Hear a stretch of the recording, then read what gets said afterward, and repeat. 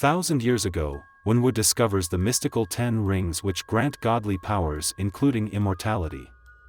He establishes the 10 Rings organization, conquering kingdoms and toppling governments throughout history. In 1996, Wenwu searches for Ta Lo, a village said to harbor mythical beasts. He travels through a magical forest to the village entrance but is stopped by a guardian, Ying Li. The two soon fall in love, but the Ta Lo villagers reject Wenwu, solely chooses to leave with him.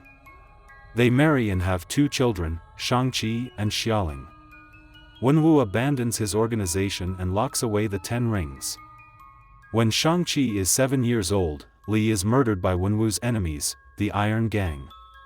Wenwu dons the rings once again, massacres the Iron Gang, and resumes leadership of his organization.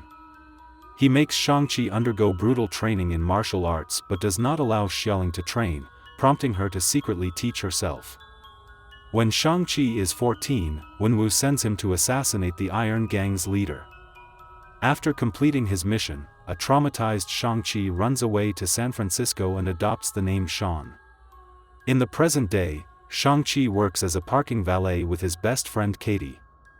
They are attacked on a bus by the 10 Rings organization who steal a pendant that Li gave to Shang-Chi. Shang-Chi travels to Macau to find Xialing, fearing that the 10 Rings will go after her matching pendant. He reveals his past to Katie, who insists on helping him.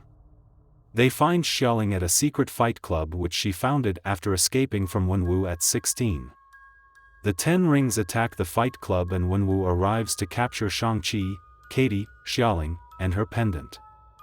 At the 10 Rings compound, Wenwu uses the pendants to reveal a mystical map leading to Ta Lo. Wenwu explains that he has heard Li calling and believes she has been held captive in Ta Lo behind a sealed gate. He plans to destroy the village unless they release her. When his children and Katie object, he imprisons them. They meet former actor Trevor Slattery, whom the 10 Rings imprisoned for impersonating Wenwu, and his Hundun companion Morris. They escape and Morris guides them to Ta Lo, which exists in a separate dimension with various Chinese mythological creatures. The group meet Li's sister Ying Nan, who explains the history of Ta Lo.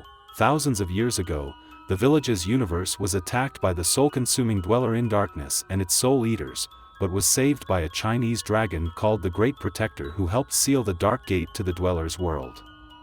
According to Nan, the Dweller in Darkness has been impersonating Li, so Wenwu will use the 10 Rings to open the gate.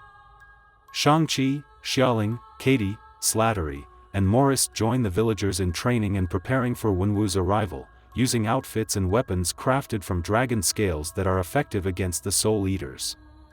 Wenwu and the 10 Rings arrive and attack.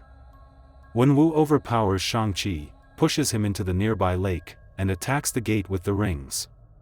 This allows some of the Dweller's Soul Eaters to escape, and the 10 Rings join forces with the villagers to fight them. The Great Protector revives Shang-Chi and bears him from the lake to battle the Soul Eaters.